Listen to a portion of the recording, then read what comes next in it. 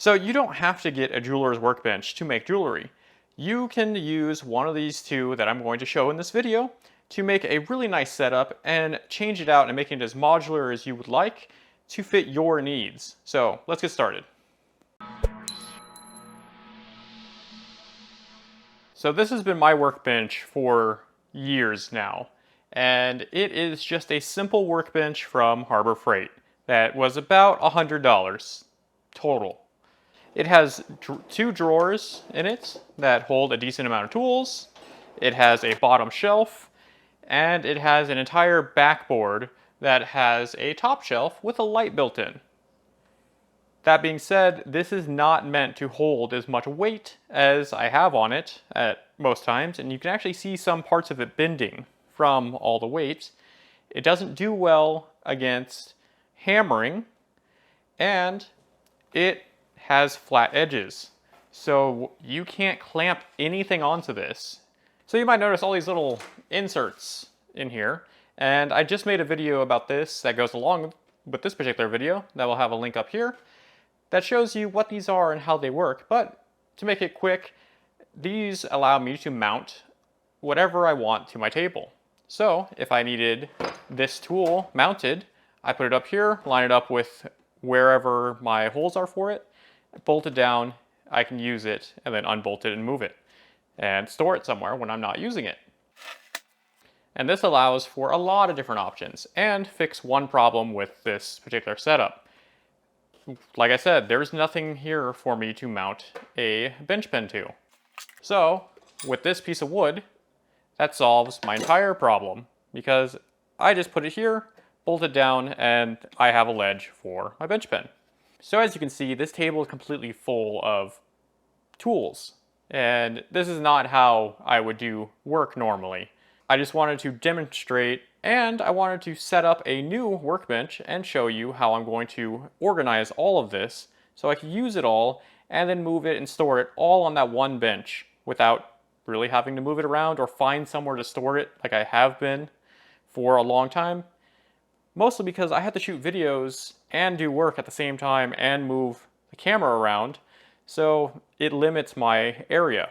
So let's check out the second bench option. It does cost more than this setup, and it has technically less places to put things, but I think it will be more durable, and it's actually built to hold 500 pounds at a time. So here is the heavy-duty workbench that I was talking about. This is solid wood all the way through, and it's decently thick.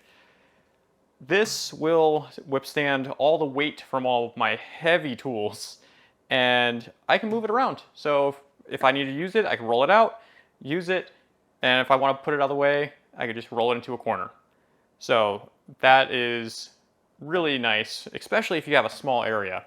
I luckily do not have a small area anymore, but I still would like to be able to move stuff out of my way so I can do other things, because recording and just making things in general takes up a lot of space. So I'm going to be converting this into a fully functional workbench with everything that's on that other workbench on here. By everything, I don't mean the hand tools, I mean the bigger tools that are heavy, bulky, and in the way.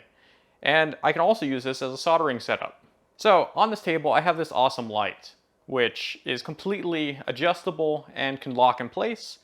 It's super easy to install. You literally just clamp it onto the table and you're done. It's fully adjustable on brightness. It's an LED light, so it doesn't really put off heat, and it's just nice in general. It will light your entire surface area and you'll be able to see everything you're doing. It also has a USB power supply on it, so if you have anything that you need to plug in USB or charge your phone, there you go. The other thing I've already put on here is this stand for a flex shaft, so you can hook up a flex shaft on here and actually use it. So it's kind of a must with the hanging motor flex shaft things, so I suggest getting one of these, and do not get the one that has multiple segments in it because they always break and fall down, and just don't even bother wasting your money on them. Spend like $35 on one of these. So one upside to this table is you can mount as many things as you'd like to it. As you can see, I have all of my bench pins on it all at once, and no modifications needed, and they just clamp right on. Alright, so now I'm going to figure out where I'm going to put all the tools, and then put my inserts in the table so I can actually mount them down and use them on the table. Alright, so that looks like a pretty good setup. And this way I'll just put the inserts in and only put the tools in those spots. Unlike my other table over there, that I just kind of randomly place them wherever it works at the moment. Granted, there's more that I need to do to get this into a fully workable setup, like have some sort of thing to hold hammers and pliers, but I'm working on those and making some 3D designs for them. So I'll show those off in future videos. But I need to actually drill all the holes and mount all this.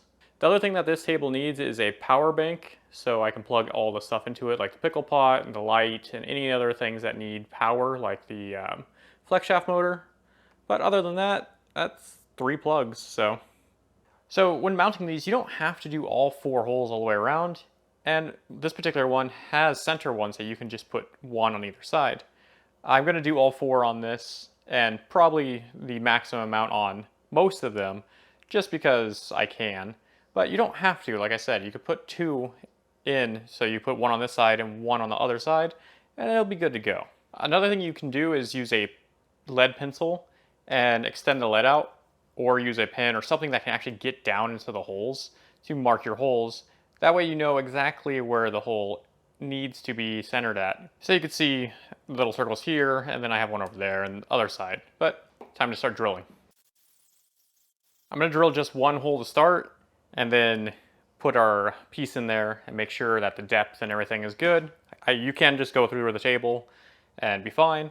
This also will make sure that I can line up all the other holes just in case that they're a little off. So there you go, it's pretty flush for the most part. I can move this back over on top of it and put a bolt in.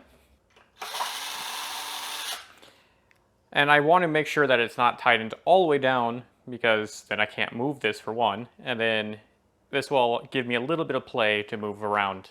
So with this completely tightened down now, you can check the other holes and make sure that they're going to line up properly. So I found out a Sharpie works perfectly for this because it's about the same size as the hole for this particular roller mill. The marks I did before were a little bit off after this got bolted down. So this is why we put 1 in first and then check again. So you're not putting a bunch of holes in it. All right, so here's my Sharpie mark. I'm just going to hit the middle of that with a drill. Also make sure that your drill is actually charged and not dying like mine is. Or have a corded drill. So I'm going to go charge my drill and then finish drilling all my holes, setting everything, and then get back to some more interesting stuff. Alright, so here we go. Everything is all bolted down on the table now and super sturdy. Everything is usable how it is right now. And everything can be unbolted as you need space to move stuff around, or just a work area like right here for soldering. So you can literally just unbolt this, take it off, and put it on the bottom shelf. So you can see at the bottom I actually have my torch set up and some extra stuff down there that I can switch out. And there's actually extra room still.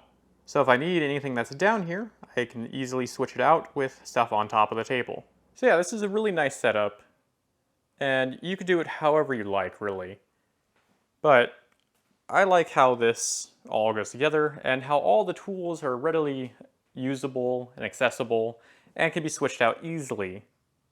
And I'll have links to everything in the description for this, but yeah, you can't really go wrong with either one of these setups. And this particular one will need a little bit more for the smaller tools. As you can see, it doesn't really have room for them, but I'll design something for that soon. That's it for this video. If you'd like to see other videos on jewelry design, I'll have a link up here, and I'll have another playlist down here of some other stuff you might like. So I'll see you guys next time. Bye.